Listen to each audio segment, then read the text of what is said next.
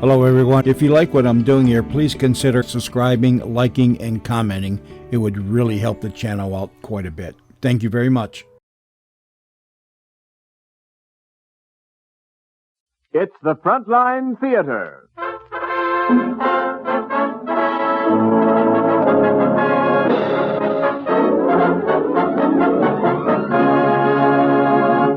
Today, starring Humphrey Bogart, Mary Astor, Sidney Greenstreet, and Peter Lorre. And as our extra special guests of honor, Paul Whiteman and his orchestra.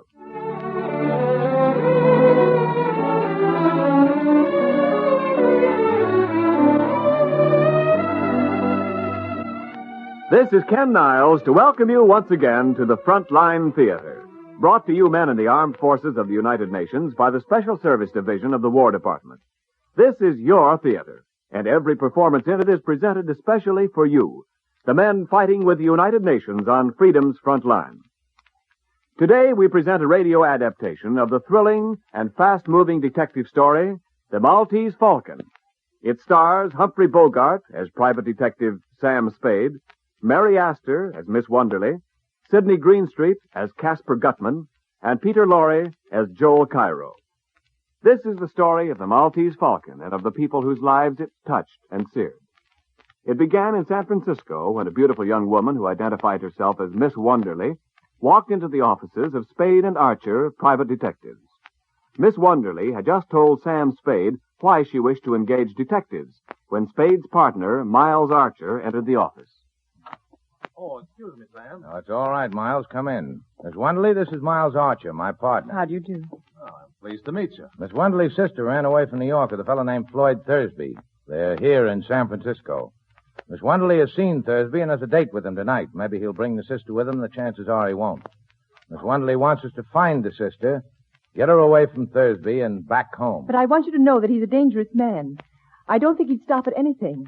I don't believe he'd hesitate to kill Corinne, my sister, if he thought it would save him. Uh-huh. What time is he coming to see you, Miss Wonderly? After 8 o'clock. All right, Miss Wonderly, we'll have a man there. Oh, I'll look after it myself. Thank you, Mr. Archer. Will $200 be enough for a retainer? Plenty. Oh, it'll help if you meet Thursby in your hotel lobby, Miss Wonderly. I will. Thank you again. Goodbye. Well, Archer, what do you think of her? Sweet. I'm going to enjoy shadowing her. Okay, sucker. You call me if you run into any trouble.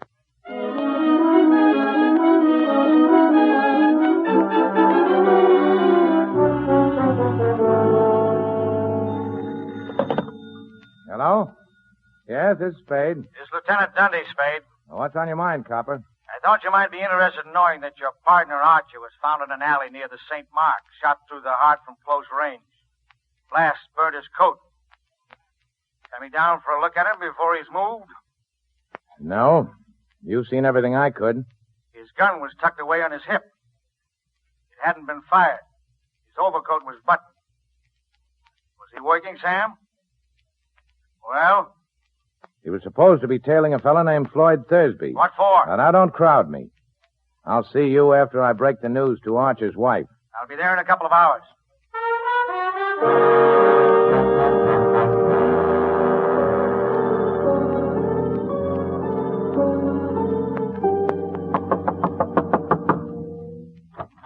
Oh, hello, Copper. Come on in. Break the news to Archer's wife, Sam? Uh-huh. What kind of a gun do you carry? None. I don't like 'em much. You don't just happen to have one on you. Search me. Turn the dump upside down if you want to. I won't squawk if you got a search warrant. Why were you tailing Floyd Thursby, Sam? I wasn't. Archer was, for the swell reason that we had a client who was paying good money to have him tailed. Who's the client? Sorry, I can't tell you that. You didn't go to Archer's house to tell his wife. I called up and the girl from your office was there, and she said you told her to go. What are you leading up to? Just this, Spade. Floyd Thursby was shot down in front of his hotel about a half an hour after I talked to you. Oh. I came into my apartment just a few minutes ahead of you. I was walking around thinking things over. I knew you weren't here. I tried to get you on the phone. Where'd you walk to? Just around. Thursby die? Yeah. How'd I kill him? I forget. He was shot 4 times in the back. Hotel people know anything about him? Nothing. Except he'd been there a week. Alone? Alone. You find out who he was? What his game was? No, I thought you could tell me that. I've never seen Thursby dead or alive. Now, look, Spade. You know me. If you did get Thursby, you'll get a square deal from me. And most of the breaks. I don't know that I'd blame you a lot. Man that killed your partner. But that wouldn't keep me from nailing you. That's fair enough. Now, would you mind scramming? I got some thinking to do, and I'd like to get a little sleep before daylight.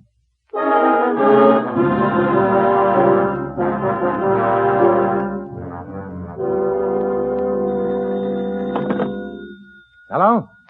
Yeah, this is Sam Spade. Oh, I was just going to call you. Where are you? The Coronet on California Street, apartment 101? What's that? The name's Miss LeBlanc. Okay, I'll be right out.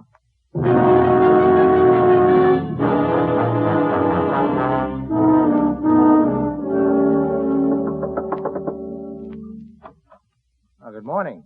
Come in, Mr. Spade. Mr. Spade, I've a terrible, terrible confession to make. That story I told you yesterday was all just a story. Oh, that. Well, we didn't exactly believe your story, Miss, is your name Wonderly or LeBlanc? It's really O'Shaughnessy, Bridget O'Shaughnessy. Oh. Well, Miss O'Shaughnessy, as I said, we didn't exactly believe your story. We believed your $200. Oh? Yes, you see, you paid us too much to be telling the truth. You knew that when you accepted the money? Oh, I suspected it. I was positive when Joel Cairo called on me. Joel Cairo? Yeah. Yeah, he seems interested in Floyd Thursby, too. What did he say? About what? About me? Nothing. Well, what did he talk about? Well, he offered me $5,000 for a black statuette of a bird. He was pretty sure I had it or knew where it was. Do you? Oh, I think I know someone who does, and $5,000 is a lot of money. But right now, the police are trying to find out who hired us to tail Floyd Thursby. Mr. Spade, do they know about me? No, I don't think they do. I've been able to stall them so far. Must they know about me at all, Mr. Spade? Couldn't you manage somehow to shield me from them? Maybe. But I'll have to know what it's all about. I can't tell you now. Later I will, when I can. You must trust me, Mr. Spade.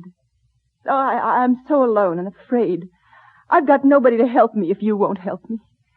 Be generous, Mr. Spade. You're strong. You're brave. You can spare me some of that strength and courage, surely.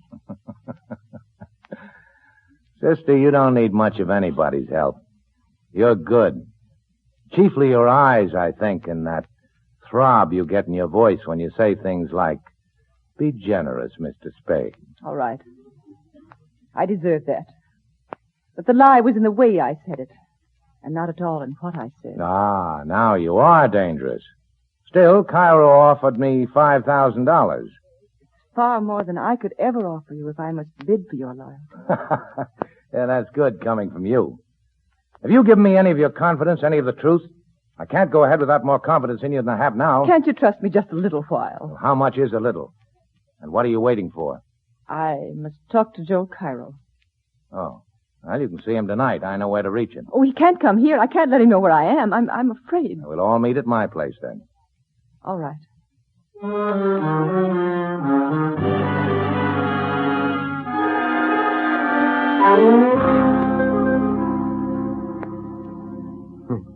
I'm delighted to see you again, Miss O'Shaughnessy. I was sure you would be, Joe.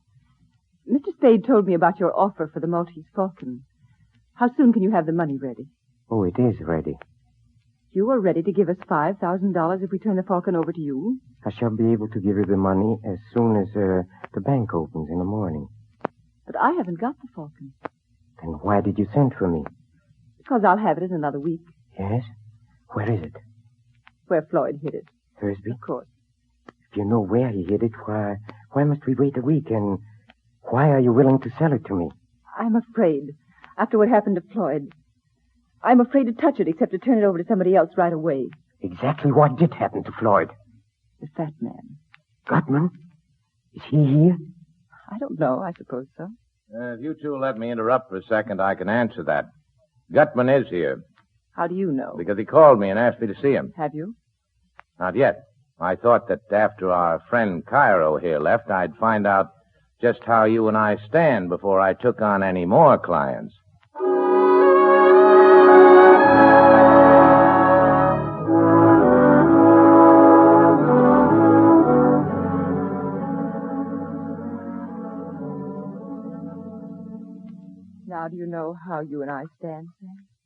Yeah. If I can believe anything about you. But you're such a liar. I am a liar. I've always been a liar. Well, I wouldn't brag about it. Was there any truth at all in that yarn you were telling me about Thursby and the Falcon? Some. Not very much. Well, we've got all night before us. Oh, I'm so tired. So tired of lying and thinking up lies and not knowing what is a lie and what is the truth. I wish... Hey, look, honey.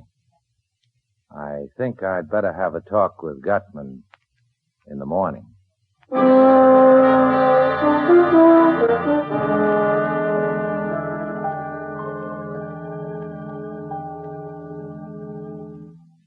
Now, Mr. Gutman, shall we talk about the Falcon?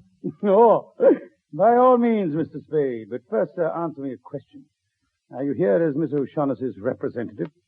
Well, there's nothing certain about it either way yet. It depends. Maybe it depends on Joel Cairo. Maybe. The question then, Mr. Spade, is which you'll represent. It'll be Miss O'Shaughnessy or Mr. Cairo. I didn't say so. Who else is there? There's me. Oh, well, that's wonderful, sir, wonderful. I do like a man who tells you right out he's looking out for himself. Don't we all? Uh-huh. Now let's talk about the Blackbird. Let's, Mr. Spade. Have you any conception of how much money can be got out of that blackbird? No, but you just tell me what it is, and I'll figure out the profits. You mean you don't know what that bird is? I know it's black enamel and about a foot high, and I know the value in human life you people put on it. Miss O'Shaughnessy didn't tell you what it is? He offered And me Cairo didn't either? He offered me $10,000 for it. Do either of them know what that bird is, sir? What is your impression? Well, there's not much to go by, but I don't think so. If they don't know, I'm the only one in the whole wide, sweet world who does. Good. And when you tell me, there'll be two of us. Mathematically correct, sir. But I don't know for certain that I'm going to tell you. Well, you think again and think fast. You'll do your talking today or you're through. What are you wasting my time for? I can get along without you. That remains to be seen, Mr. Spade. There are ways... And there's another thing. Keep that gunman of yours away from me while you're making up your mind, or I'll kill him. Well, sir, I must say you have a very violent temper. Think it over. You got till 5:30, then you're either in or out for keeps. Wilma. I'm going to kill that guy. I could have done it easy when he was standing there with his back to me. Of course you could, my boy. But business before pleasure. And we'll be seeing Mr. Spade again before 5:30.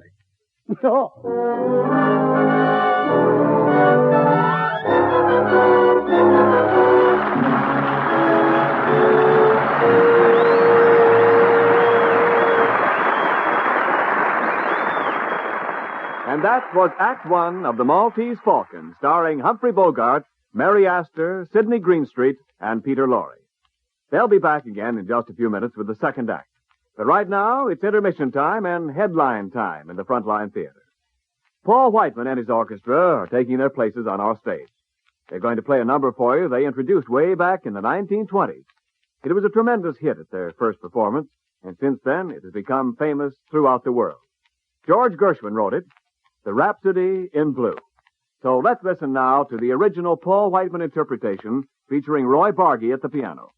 George Gershwin's masterpiece, The Rhapsody in Blue.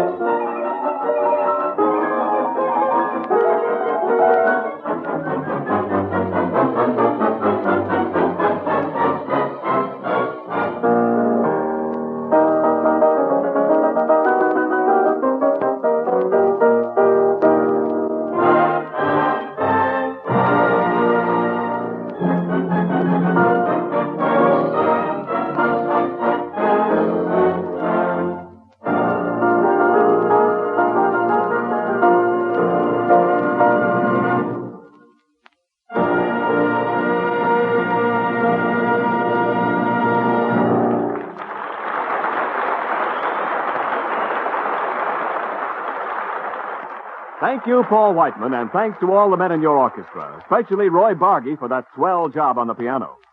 And now the curtain rises on the second act of the Maltese Falcon, starring Humphrey Bogart as Sam Spade, Mary Astor as Bridget O'Shaughnessy, Sidney Greenstreet as Casper Gutman, the fat man, and Peter Lorre as Joel Cairo. Late in the afternoon, following Sam Spade's visit to Gutman's apartment, a dying man staggered into Spade's office and collapsed on the floor. He died before he could speak to Detective Spade, but his papers identified him as Captain Rockaby of the steamship La Paloma, and clasped to his bullet-torn chest was the Maltese Falcon. After depositing the Falcon in a railroad station check room and mailing the identification check to his private post office box, Sam met Bridget O'Shaughnessy and took her to his apartment. You know, Sam, I never would have placed myself in this position if I hadn't trusted you completely. Oh, that again? But you know that's so. You don't have to trust me as long as you can persuade me to trust you. But Sam, darling. Well, I think we better let it go at that until we see what happens after Gutman gets here. The fat man? Here? Certainly, why not? Anyway, that should be him. So it's too late to change our plans. I'll be right back. Oh, hello, Gutman. Good evening, sir. I see you brought company. I can understand the gunman, but I didn't know Cairo was a friend of yours. No, we're old acquaintances. Now that we're all here, let's go in and sit down and be comfortable and talk. Oh, sure. Come on in. Now, look, Angel. Gutman brought a couple of friends along. Good evening, Mr. Shaughnessy. Hello, Joe. You look unusually charming this evening, my dear. Thanks. The gunsul doesn't talk, Angel. Get away from me, punk. Stand still and shut up. Listen, you're not going to frisk me, touch me, and I'm going to make you use that gun. Ask your boss if he wants me shut up before we talk. Never mind, Wilma. Oh, you're certainly a most headstrong and unpredictable individual, Mr. Spade. Now, why did you send for me? You ready to make the first payment and take the Falcon off my hands? The Falcon? That's right, Angel. I've got it. Well, sir, I have in this envelope $10,000. 10,000? Oh, we were talking about more money than that. Yes, sir, we were, but there are more of us to be taken care of now. Well, that may be, but I've got the Falcon. I shouldn't think it would be necessary to remind you, Mr. Spade, that though you may have the Falcon, yet we certainly have you. Yes, I'm trying not to let that worry me, but let the money wait. There's another thing to be taken care of first. We've got to have a fall guy. I beg your pardon? Police have got to have a victim, somebody they can stick for those 3 murders. True. Only 2 murders, Mr. Spade. Thursby undoubtedly killed your father. All right, 2 then.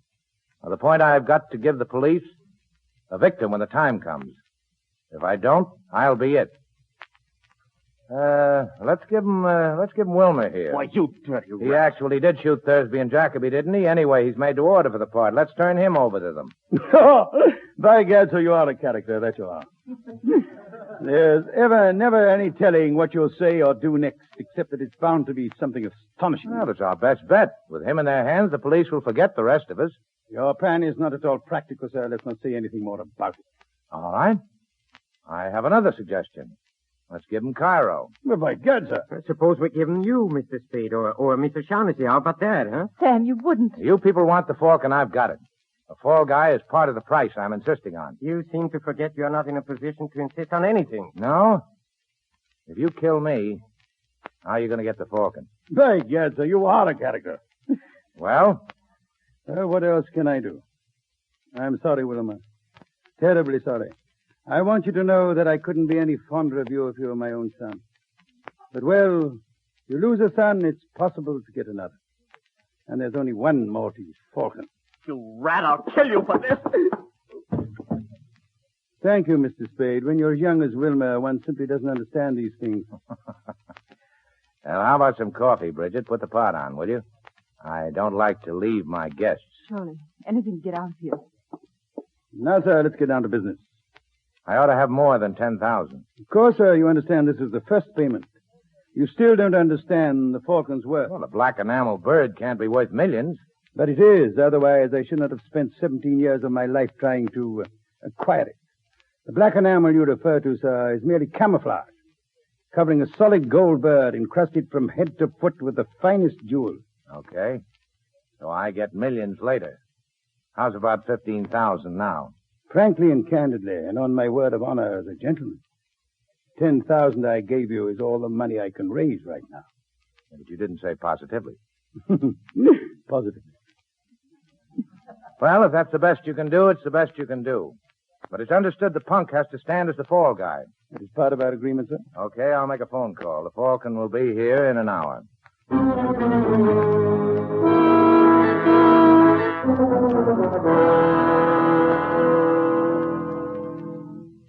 Fake.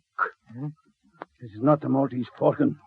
This is a lead imitation covered with the same enamel. See where I've shaved it off with a knife. Lead. Pure lead. You bungled it. You, Gutman. You and your stupid attempt to buy it from the Russian who owned it.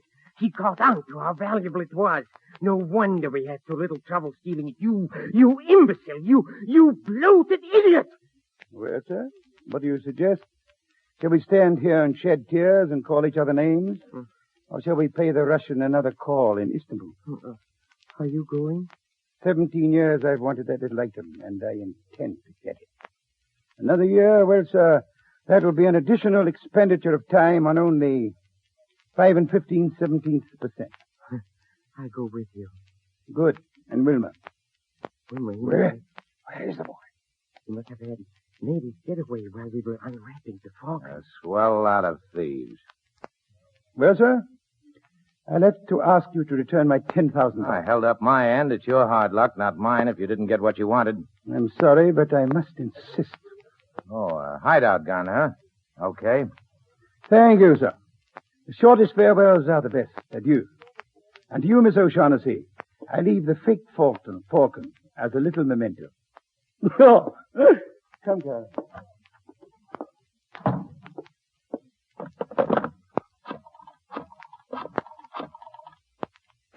Hello, police department. Lieutenant Dundee there. Put him on. Tell him Sam Spade's calling.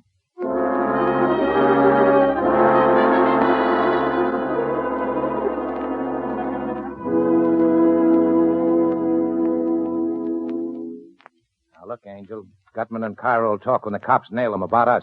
We've only got minutes to get set for the police. Now, give me your whole story fast. Well, where shall I begin? The day you first came to my office. Why did you want Thursby shadowed? I suspected him of betraying me to Gutman, and I wanted to find That's out. a lie. Gutman tried to make a deal with him. You had Thursby hooked and you knew it. You wanted to get him out of the way before Captain Jacoby arrived with the Falcon. Isn't that so? What was your scheme? I thought if he saw someone following him, he might be frightened into going away. Now, look, Archer hadn't many brains, but he wasn't clumsy enough to be spotted the first night. You must have told Thursby he was being followed. I told him. Yes. But please believe me, Sam, I wouldn't have told him if I'd thought Floyd would kill him. If you thought he wouldn't kill Archie, you were right, Angel. Didn't he? Archie had been a detective too long to be caught shadowing a man up a blind alley with his gun tucked away in his hip and his overcoat buttoned. But it had gone up there with you, Angel. He was just dumb enough for that. And then you could have stood as close to him as you liked, there in the dark. Put a hole through him with a gun you'd gotten from Thursby that evening. Don't talk to me like that, Sam. You know I didn't. Now, the police will be blowing in any minute now, Angel. Talk. Oh, why do you accuse me of such a terrible... Why did you shoot Archer? You thought Thursby would tackle him and one or the other would go down. If Thursby was killed, then you were rid of him. If it was Archer, then you could see that Thursby was caught. Was that it? Something. And when you something find like out that Thursby didn't mean to tackle Archie, you borrowed the gun and did it yourself, right? I guess so. I know so. You didn't know Gutman was here looking for you until you learned Thursby was shot. Then you needed another protector. So you came back to me. Yes, but no, sweetheart, it wasn't only that. I would have come back to you sooner or later. From the very first instant I saw you, I knew that... Oh, you angel. Well, if you get a good break, you'll be out of San Quentin in 20 years. Sam, you're not... Yes, Angel. I'm going to send you over. But if they hang you, I'll always remember you. Don't, Sam. Don't say that. Even in fun. It's not fun. I happen to be in the detective business, and you killed my partner. Bad business to let the killer get away with it. Bad for every detective in this country. You're taking the fall. You've been playing with me. Only pretending you cared. To trap me like this. You didn't care at all. You don't love me. I think I do.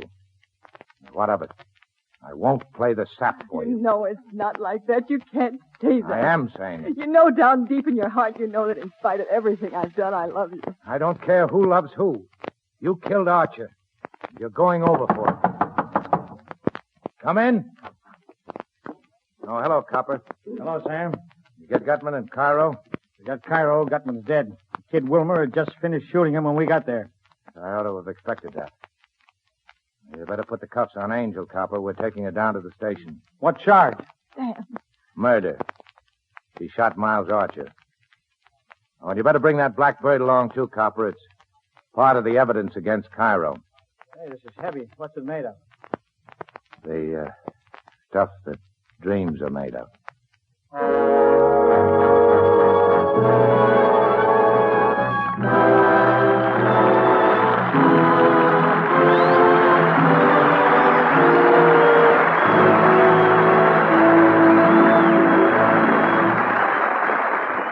Well, men, the curtain has fallen on today's Frontline Theater play, The Maltese Falcon, starring Humphrey Bogart, Mary Astor, Sidney Greenstreet, and Peter Lorre.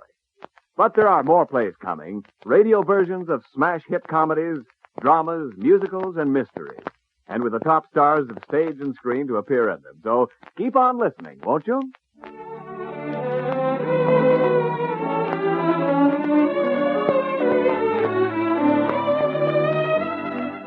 This Frontline Theater play was presented especially for you men in the armed forces of the United Nations by the Special Service Division of the War Department of the United States of America.